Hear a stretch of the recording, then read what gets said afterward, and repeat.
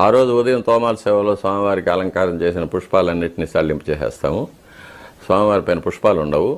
తర్వాత స్వామివారి తిరువాభరణాలన్నీ కూడా తీసేస్తాము. స్వామివారికి బంగారు శంఖచక్రాలు, బంగారు కటిహస్తం, వైకుంఠహస్తం, స్వర్ణ యజ్ఞోపవీతం ఇవి మాత్రం ఉంటాయి. తిరుక్కోలం ఉంటుంది. మామూలు పీతాంబరం, పట్టు దోవతి కట్టుకుంటారు, పట్టు ఉత్తరీయం కట్టుకొని ఉంటారు. స్వామివారికి ముఖబింబంలో పచ్చకర్పూర నామం మామూలుగా మనం వేసేటప్పుడేమో ఈ కంటి కొలకలు కనిపించేటట్టు మాత్రం ఉంటుంది.